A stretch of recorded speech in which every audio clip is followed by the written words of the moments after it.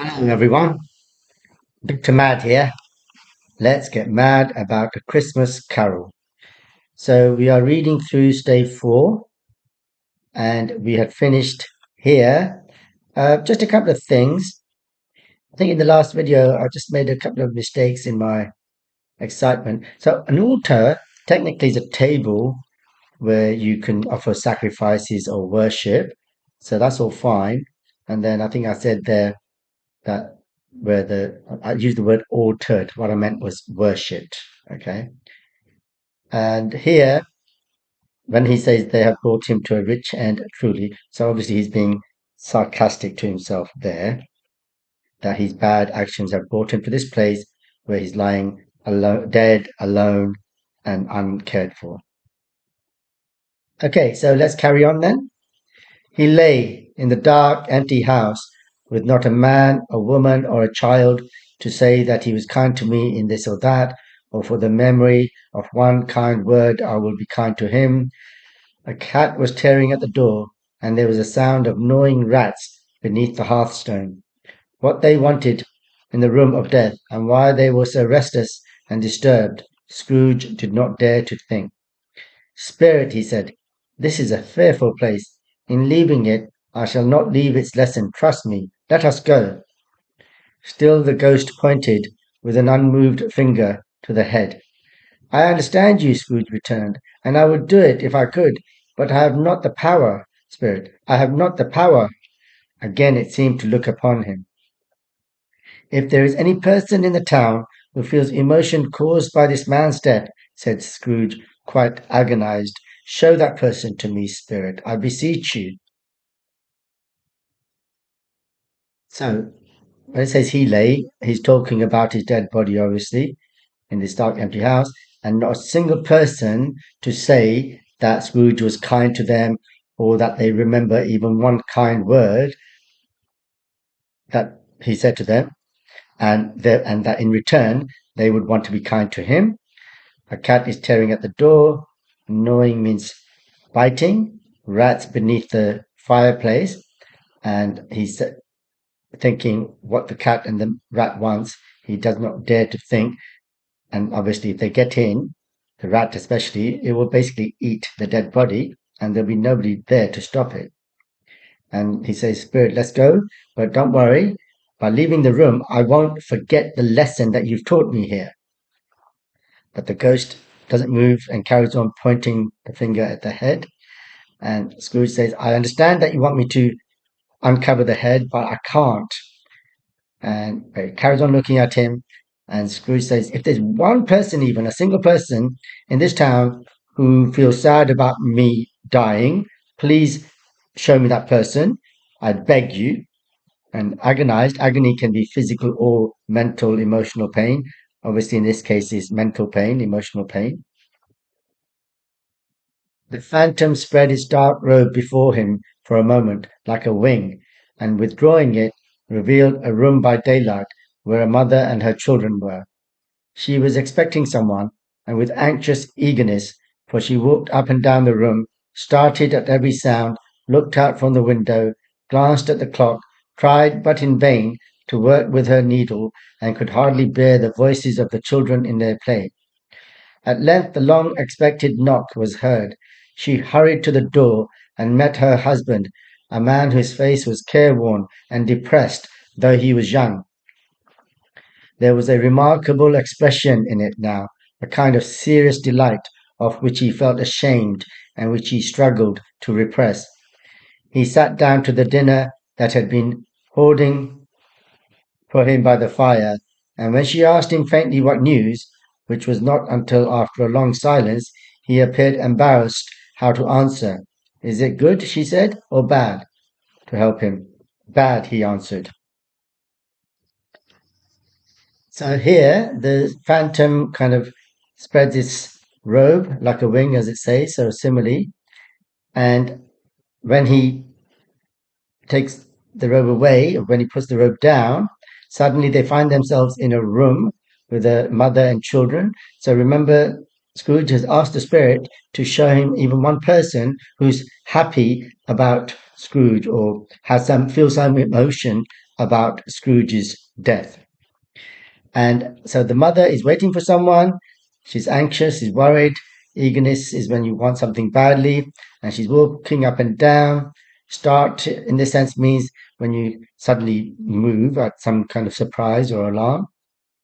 She looks out the window, looks at the clock, tries to keep herself busy with some needlework, and can hardly listen to the children playing. And then finally, at long last, there's a knock on the door. She hurries to it, and her husband comes in, whose face is worn out and unhappy, even though he's young, depressed, unhappy.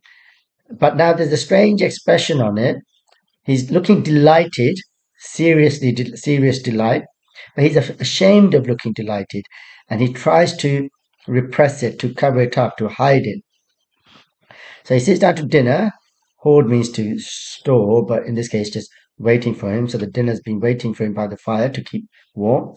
And then when she asks him, after a long silence, what's the news? He's a bit embarrassed how to answer it. So she tries to help him, saying, is it good news or bad news? And he says, it's bad news. We are quite ruined. No, there is hope yet, Caroline. If he relents, she said, amazed. There is. Nothing is past hope if such a miracle has happened. He is past relenting, said her husband. He is dead. She was a mild and patient creature if her face spoke truth, but she was thankful in her soul to hear it, and she said so, with clasped hands. She prayed forgiveness for the next moment and was sorry, but the first was the emotion of her heart. What the half-drunken woman whom I told you of last night said to me when I tried to see him and obtain a week's delay, and what I thought was a mere excuse to avoid me, turns out to have been quite true. He is not only very ill, but dying then. He was not only very ill, but dying then. To whom will our debt be transferred? So she says, oh, we are quite ruined. He says, no, there's some hope. And she says, oh, only if he becomes softer. Relent means to soften. So they're talking about Scrooge, and we can see from this scene that he was a money lender. He probably did other things as well. And she says, oh, if he's become softer, there is some hope. And I suppose nothing is impossible, but it would be a miracle if he does soften. And he says, well, actually, he's past softening and relenting. He's dead. And this line here is a bit confusing, but basically saying that if her face told her true character, we can tell that she was a mild and patient person, a gentle and patient person. But in her soul, she was glad to hear that he was dead. And she says that, and she says it with her hands held together. So clasp means to hold your hands together. But then she prays forgiveness to God for saying that, and she is indeed sorry. But this line here means that her initial reaction in her heart was genuine. You can't help what you're feeling, obviously, although you can control what you say. So for saying what she said, she's sorry.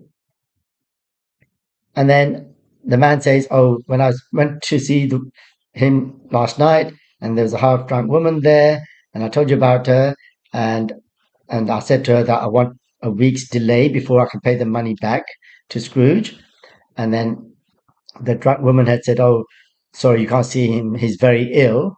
And now it turns out, so this guy was thinking that the woman was just making an excuse, or Scrooge had told her to make an excuse not to see him. Actually, it was true. He was not only very ill, but dying. So then she says, "Oh, to whom will our debt be transferred?" So obviously, that debt means when you owe money to someone. So they owe money to Scrooge, and now they're wondering who it's going to be transferred to. And he says, I don't know, but before that time we shall be ready with the money, and even though we were not, it would be a bad fortune indeed to find so merciless a creditor in his successor. We may sleep tonight with light hearts, Caroline. Yes, soften it as they would, their hearts were lighter. The children's faces, hushed and clustered round to hear what they so little understood, were brighter, and it was a happier house for this man's death. The only emotion that the ghost could show him, caused by the event, was one of pleasure. Let me see some tenderness connected with a death, said Scrooge, or that dark chamber spirit which we left just now will be for ever present to me. The ghost conducted him through several streets familiar to his feet, and as they went along, Scrooge looked here and there to find himself, but nowhere was he to be seen. They entered poor Bob Cratchit's house, the dwelling he had visited before, and found the mother and the children seated round the fire. Quiet, very quiet. The noisy little Cratchits were still as statues in one corner, and sat looking up at Peter, who had a book before him. The mother and her daughters were engaged in sewing, but surely they were very quiet. Okay, so he says, I don't know who our debt is going to be transferred to, but it doesn't matter because I'll have the money soon.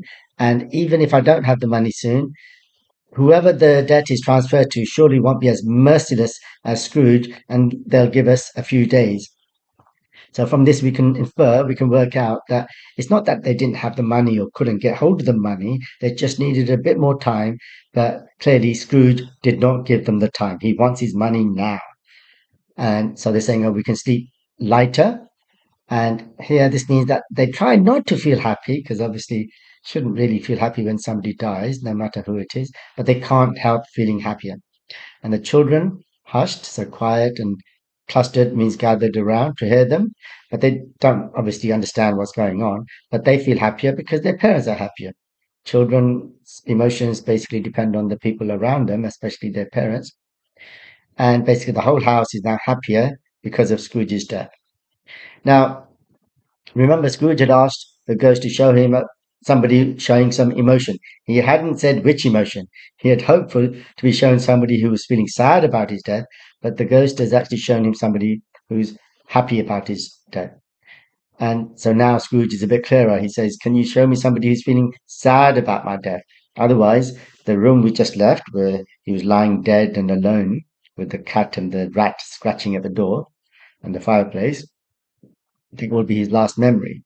So the ghost takes him along streets, which obviously he knows, that's his area. And Scrooge looks for himself, thinking that the ghost wants to show him something about himself, but he doesn't see he doesn't see himself. But then they get to Bob Cratchit's house, which obviously he's visited before. So remember the last chapter, last day, the ghost of Christmas present had taken him to Cratchit's house, and he finds the mother and the children sitting around the fire, and they're all very quiet. Even the noisy little Cratchits, I remember last time we saw them, where they were running around making a racket. They're very quiet and standing still as statues. So similarly, there in one corner, and they're looking up at Peter, who's reading a book. The mother and the daughters are sewing, and they're all very, very quiet. And he took a child and set him in the midst of them. Where had Scrooge heard those words? He had not dreamed them. The boy must have read them out as he and the spirit crossed the threshold. Why did he not go on? The mother laid her work upon the table and put her hand up to her face. The color hurts my eyes, she said. The color? Ah, poor Tiny Tim. They're better now again, said Scratchit's wife. It makes them weak by candlelight, and I wouldn't show weak eyes to your father when he comes home for the world. It must be near his time. Past it, rather, Peter answered, shutting up his book. But I think he has walked a little slower than he used these few last evenings, mother. They were very quiet again.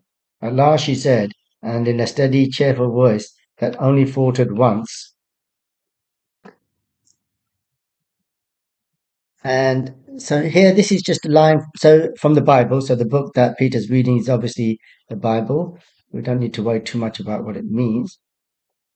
And this means that Scrooge would have read the Bible just like everybody else in those days in his childhood. So he kind of vaguely remembers the words, but he's forgotten, which means that he obviously has not read the Bible for a long time. And so he realizes that Peter must have been reading the Bible as they arrived, as Scrooge and the Spirit crossed the entrance of the house. And then he's wondering why the boy doesn't carry on reading, and then the mother does this, and then she says this line here. Now, that line doesn't make sense until you realize that basically she's crying, and so, but she's trying not to cry, and she's just making this silly excuse to explain the fact that maybe her eyes are wet. So basically, as you can imagine, possibly here, or you can predict, Tiny Tim has died. Okay, so Dickens here, as you can see, the color, he's implying it's not the color hurting her eyes. It's it's the thought of Tiny Tim and his death that is making her cry and making her eyes hurt. And then she says, "Oh, her eyes are better now." And then she makes this other excuse about them being weak by candlelight. And she's saying, "I don't want to show weak eyes." In other words, crying eyes to her husband when he comes home. It must be near his time, meaning he must be arriving soon. He must be back soon. So in other words, the father has gone to the graveyard, to the grave of Tiny Tim. And Peter says, "Oh, such he's a bit late actually," and shutting up the Bible. He's saying that his father's been walking slowly these last few evenings, maybe meaning that he's reluctant to leave the grave, or maybe he's tired and exhausted from sadness. He's getting older because of the death. And then they're all very quiet again. And then she says, I have known him walk with Tiny Tim upon his shoulder very fast indeed. By the way, falter means to hesitate or stop. So it's talking about this dash here. So she starts talking and then she falters, stops for a moment. "And so have I," cried Peter, "often."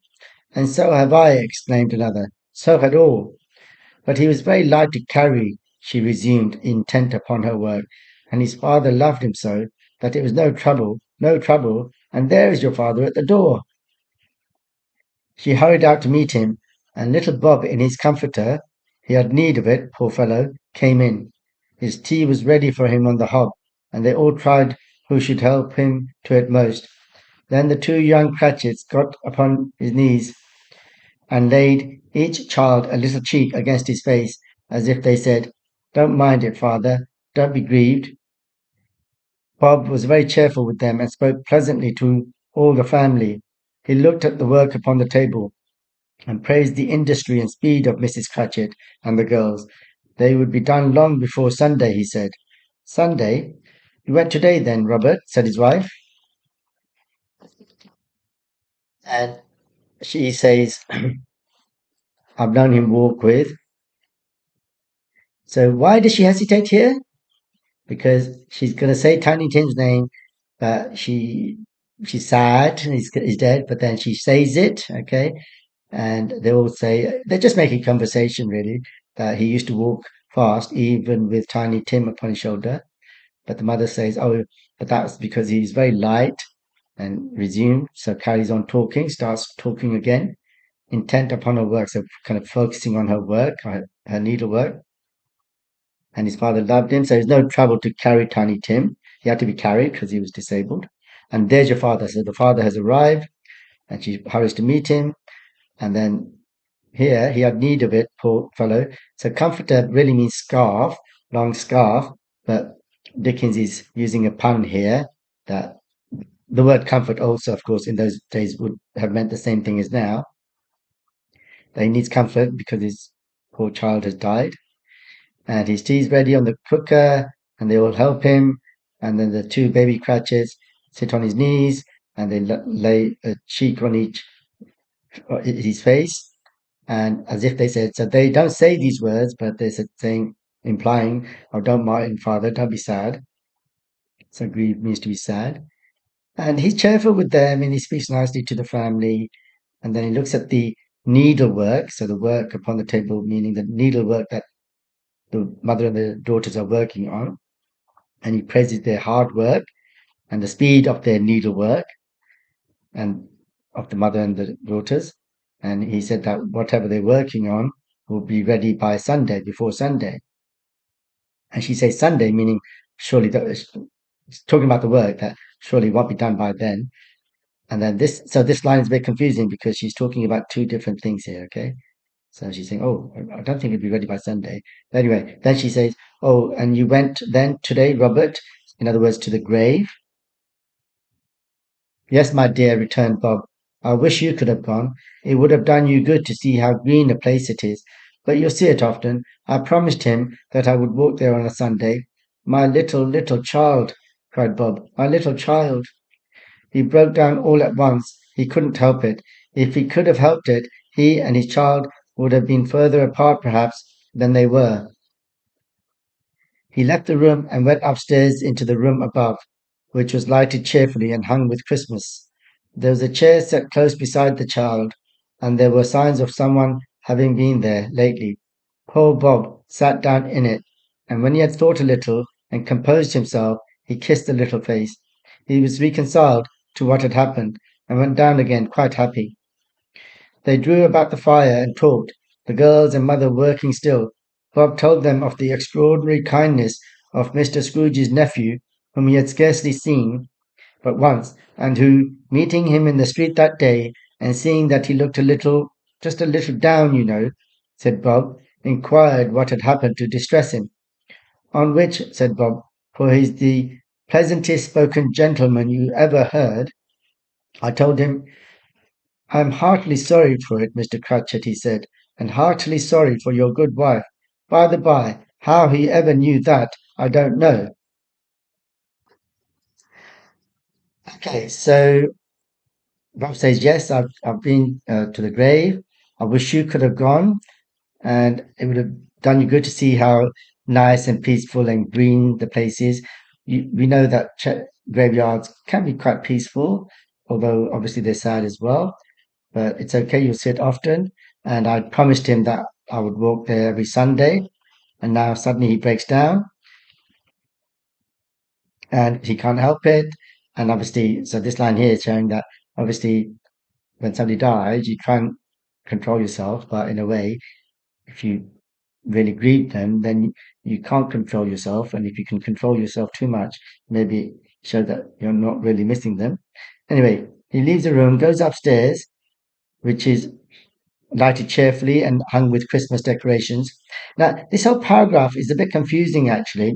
And this bit is confusing because does it mean that it's another Christmas, or more likely this is a memory, okay? And you'll see what I mean in a minute, because it says here that there was a chair set close beside the child. Now, this is confusing because he has just come back from the grave. We know that Tiny Tim has died, he's in the grave, and then it says, and there were signs of someone having been there lately.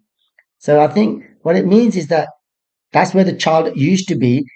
Basically, Dickens is playing tricks with time and memory.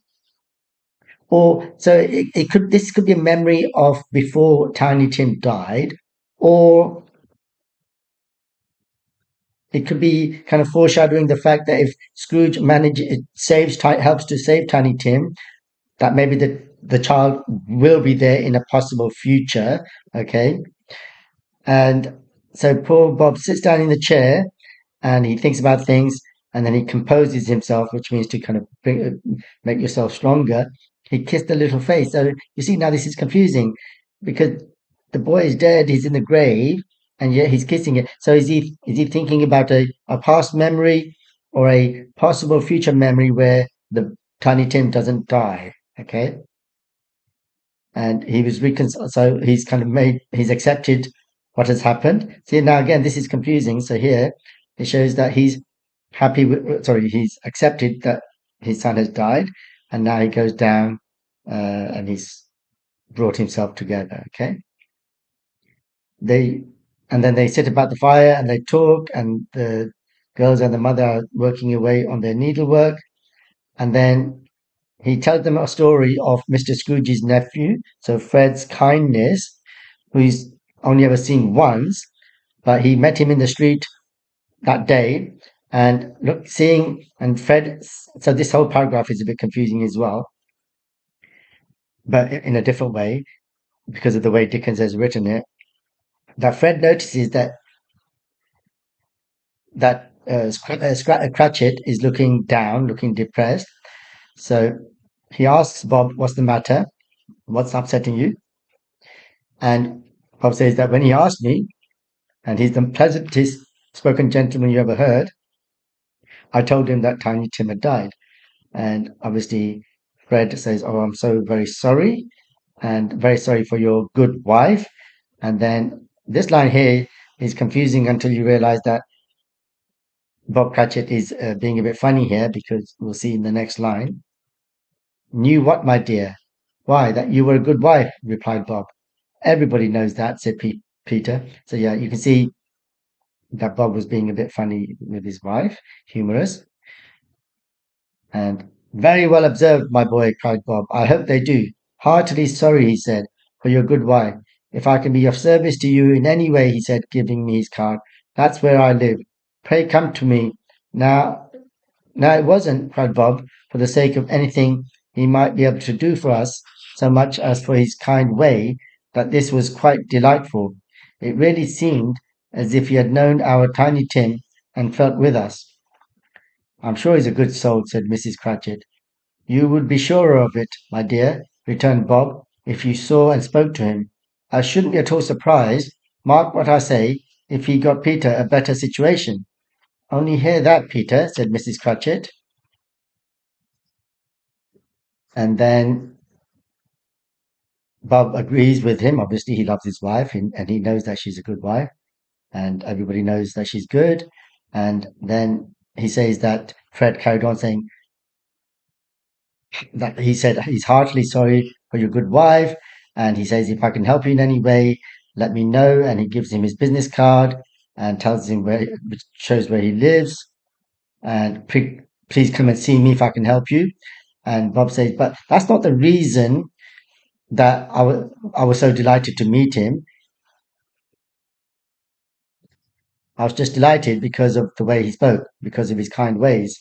And it was as though he had known our Tiny Tim and felt with us. And she says, I'm sure he's a good soul. And he says, you'd be even more sure if you saw and spoke to him. And then he says, I won't be at all surprised if he gets Peter a good job or a better job. And she says, oh, listen to that, Peter. Did you hear that? Okay, so we'll stop there. And the next video will be the last video for Stave 4. So I'll just then jump to the end slide. So as always, if you found this video useful, please don't forget to subscribe and to tell all your friends about it. And see you in the next video, the last one for Stave 4.